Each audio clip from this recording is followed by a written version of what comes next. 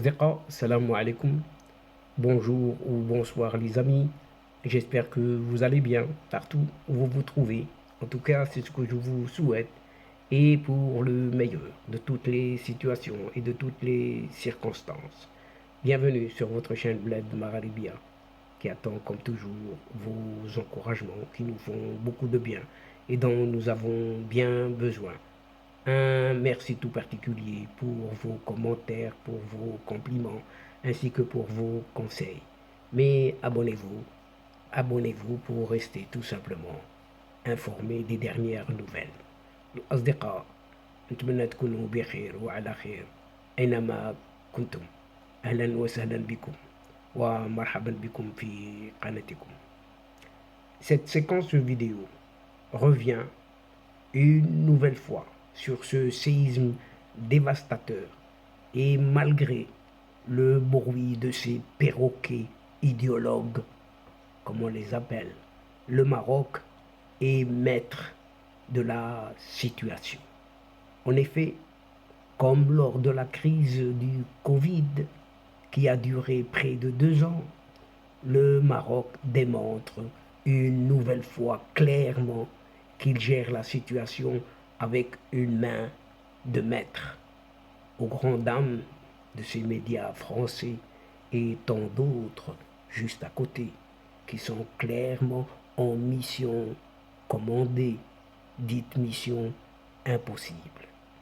Depuis quelques années déjà, le journalisme non partisan, objectif et surtout fidèle à la déontologie a disparu pour laisser place à une nouvelle forme de presse, entre guillemets, le capitalisme médiatique ou informationnel retentissant.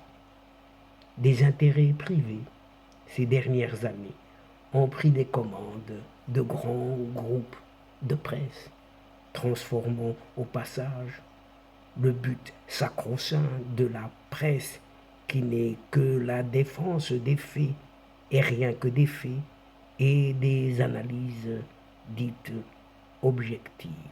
Malheureusement, aujourd'hui, on va droit dans le mur, si on peut dire. On va droit à un journalisme idéologique en mission, commandé et tordant le cou au besoin à l'esprit de cette fameuse charte de Munich pour exprimer un monde subjectif dessiné au préalable par les tenants des capitaux. Dans son livre Géopolitique des médias, l'expert en géopolitique Philippe Boulanger explique comment les médias internationaux, que sont les agences de presse, les chaînes de télévision, les radios, les organes de presse écrite, les sites internet d'information ont toujours eu un rapport privilégié avec la diplomatie. Pour Philippe Boulanger, ils sont souvent des instruments au service de la politique étrangère des États. La radio et la télévision au XXe siècle, la télévision et Internet au XXIe siècle aussi. Ils peuvent également être des perturbateurs du jeu politique international. À l'exemple de cette affaire, une affaire Wikileaks, tout le monde s'en souvient, en 2010, a par exemple secoué nombre de chancelleries, dont celle des États-Unis, excusez du peu. Par la diversité des moyens et des vecteurs, la pluralité des enjeux et des acteurs, le champ médiatique est devenu l'un des nouveaux théâtres de rivalité de pouvoir dont l'intérêt est d'instrumentaliser l'autre dans tous les domaines. Celui de la diplomatie étatique, par exemple, comme ceux de l'économie ou de la culture, entre autres. Selon les périodes et les techniques élaborées, les États se sont toujours servis des moyens de communication pour affirmer leur influence dans les rivalités de pouvoir internationales, qu'elles soient politiques, économiques ou culturelles, ou peut-être d'autres encore. Dans une des études de Philippe Boulanger, publiée en décembre 2022, l'Observatoire des médias à Crimed a dénoncé le phénomène pervers de concentration des médias dans les mains des capitalistes en France cette fois-ci. Et en France, un petit groupe de capitalistes contrôle l'essentiel des moyens privés de production de l'information écrite, télévisuelle et radiophonique, ainsi que leurs sites d'Internet, bien entendu. Des prioritaires ou des propriétaires, pardon, appartenant évidemment à la même classe sociale, tout à la fois PDG, des présidents directeurs généraux d'entreprises transnationales, capitaines d'industrie, financiers et gestionnaires de conseils d'administration. Leurs activités les amènent à s'échanger régulièrement leur part dans les diverses entreprises qu'ils possèdent afin de consolider leur position ou leur stratégie respective. Expliqués en préambule les experts de l'observatoire, dans leur note sur la concentration des médias. Et toujours selon ces experts de Acrimed, c'est le sulfureux Patrick Drahi qui a ouvert le bal, pour ne pas dire ouvert le feu, des concentrations importantes de ces dernières années, en acquérant à l'été 2014 l'un des 5 quotidiens nationaux d'information générale encore existants, Libération en l'occurrence. Ce média très orienté et ces journalistes très idéologues qui sont en France l'un des symboles du journalisme alimentaire. Un rachat dont nul ne s'était à l'époque indigné, bien au contraire. Bien des médias avaient alors salué en Patrick Drahi le sauveur de Libération. Quelques mois plus tard, Patrick Drahi rachète la totalité du 5e groupe français de presse magazine, Express Roularta.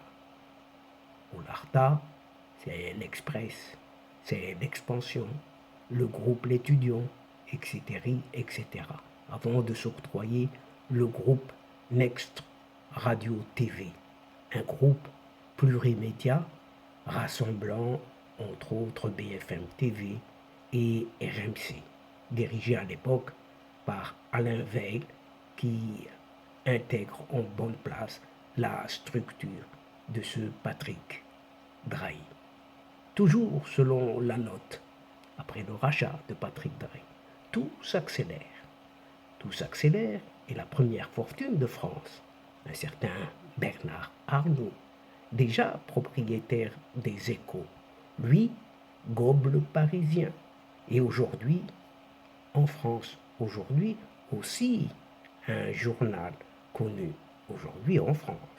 De son côté, l'autre milliardaire, ce breton, le milliardaire breton Vincent Bolloré, s'empare lui de Canal+, en prenant les rênes de sa maison mère Vivendi et réorganise avec la brutalité qui le caractérise les médias du groupe, Direct 8 qui devient C8, les rédactions du quotidien Direct Matin et de iTélé fusionnent et deviennent CNews, tandis que la grève des salariés d'ITélé est piétinée par la direction, purement et simplement. Le groupe Le Monde, c'est Le Monde, c'est Télérama, c'est Courrier International, etc., etc., co-géré par les grandes fortunes, Xavier Niel, Mathieu Pigasse et Pierre Berger, et qui acquièrent 100% des publications de ce fameux L'Obs. À la mort de Pierre Berger en septembre 2017, eh bien Xavier Niel et Mathieu Pigasse se partagent, séparent en deux. Mais la montée subite, 49%, du milliardaire tchèque Daniel Kretinsky, lui, c'est pour Marianne, et elle, c'est deux journaux au capital de la holding de Mathieu Pigasse pourrait remettre en cause le pacte d'actionnaires et déclencher une période de trouble à la direction du groupe, cette fois-ci Le Monde. On a ainsi observé en quelques mois un vrai chamboulement du paysage médiatique avec la constitution ou le renforcement de groupes détenteurs des titres variés dans différents types de médias, presse écrite, télévision, radio, site, internet, en quelque sorte un monopoly. Après une période aussi mouvementée dans ce grand monopoly des médias, on se pose volontiers cette question. Qui détient les médias privés en France? Et la question est posée. Le monde diplomatique et tant d'autres y répondent par une infographie. On y compte un petit nombre de groupes qui se partagent la quasi-totalité des médias traditionnels, presse, radio, télé, de diffusion nationale et leur déclinaison sur Internet. Pour la plupart de ces groupes, la branche média ne représente qu'une part seulement de leur activité. Mais alors, quels sont les vrais facteurs qui expliquent une telle évolution?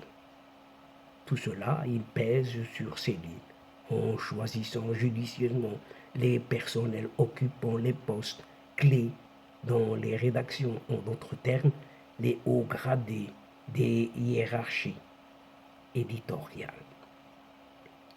D'autre part, l'influence politique obtenue par l'acquisition d'un média constitue à elle seule une force de dissuasion. Le magazine Capital, août 2014, l'explique de façon très limpide. On y regarde à deux fois avant d'attaquer le patron d'un journal. L'obscur boss de Numéricable, Patrick Drahi, n'était qu'un nobody quand il est parti à l'assaut de SFR.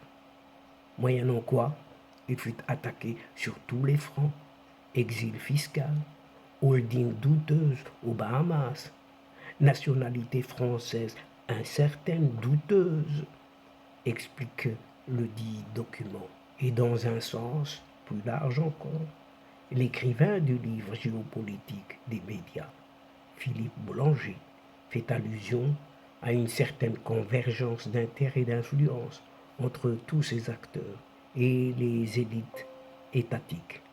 Récemment, le déferlement des médias français sur le Maroc est un témoignage éloquent des liens entre arrière-plans qui prennent le dessus à un moment donné dans le récit des médias pris en otage par les intérêts particuliers. Cependant, n'a-t-on pas omis que le Maroc est un pays souverain qui gère cette crise comme toutes les autres, à sa guise? 3000 morts et à peu près quelque chose comme 6000 blessés. Ces chiffres du séisme de ce 8 septembre dernier n'ont pas pu désarmer ses cœurs et ses claviers. Les titres et les unes de journaux français ont démontré à la face du monde le rôle épouvantable que peuvent jouer certains au nom de l'idéologie, de la quantité et de la matière. Le Maroc, ayant géré la crise sanitaire avec maestria, sans aide aucune, s'est réservé le droit de choisir, dans ce cas, de catastrophes sismiques sereinement et aux besoins les quelconques aides potentielles. Rappelons d'ailleurs que la gestion de la crise du Covid par le Maroc a été saluée sur la scène internationale. Une gestion exemplaire qui a valu au Maroc l'admiration de nombreux acteurs étatiques et autres ONG, organisations non gouvernementales internationales. Le royaume marocain est parvenu à rester debout et à affronter cette calamité avec courage, fermeté et sérénité, conformément aux instructions royales, en s'appuyant sur ses propres capacités. Le Maroc a donné un bel exemple d'unité, d'organisation et de mobilisation. Avant même, avant même l'apparition des premiers cas de coronavirus, rappelons-nous-en, des décisions énergétiques et audacieuses ont été prises, permettant ainsi d'éviter le pire et d'atténuer les répercussions socio-économiques de la pandémie, notamment sur les couches les plus vulnérables. L'approche adoptée par le Maroc s'est distinguée en effet par son caractère proactif, sa cohésion et sa globalité. Enfin, c'est l'osmose État-société que la lutte contre le Covid a renforcé est un combustible très puissant qui fait du Maroc un pays capable de se hisser dans le cénacle des nations ressources capables de faire face aux défis qui pointent à sa porte, tout simplement. La récente visite du souverain marocain sur le terrain, et sans oublier ses instructions pour l'activation du programme d'urgence pour le relogement des sinistrés et la prise en charge des catégories les plus affectées par le séisme d'El Haouz, est un témoignage éloquent du leadership royal en ces circonstances de crise. Dans les détails, le roi Mohamed VI a décidé d'accorder une contribution financière au fonds spécial pour la gestion des effets du tremblement de terre ayant touché le royaume du Maroc sous la forme d'un don de pas moins 1 milliard de dirhams. Ce don sera versé au compte spécial, créé sur haute instruction royale, en vue de recueillir les initiatives solidaires face à cette catastrophe naturelle sans précédent, explique le groupe El Mada. Lors de cette réunion, le souverain marocain a notamment évoqué un sujet prioritaire et crucial, à savoir la prise en charge immédiate des enfants orphelins qui se trouvent aujourd'hui sans famille ni ressources et demander à ce qu'ils soient recensés et que leur soit octroyé le statut de pupille de la nation. Et donc c'est ici que se termine cette séquence. Et donc, chers amis, je vous dis à la prochaine fois en vous retrouvant avec plaisir. Mais n'oubliez pas de vous abonner pour recevoir tout simplement les dernières infos de votre chaîne. En vous remerciant bien sûr pour votre suivi. Mais n'oubliez pas de partager partout où vous êtes. الأصدقاء وصلنا إلى نهاية هذه الحلقة وقبل موعد آخر للمرة القادمة إن شاء الله لا تنسوا الاشتراك لتصلكم الفيديوهات أخرى ونشكركم كثير الشكر على مشاركتكم للمتابعة. L'instant est juste arrivé pour vous dire au revoir les amis et à la prochaine fois Inch'Allah. الأصدقاء السلام عليكم ورحمة الله وبركاته مع السلامة.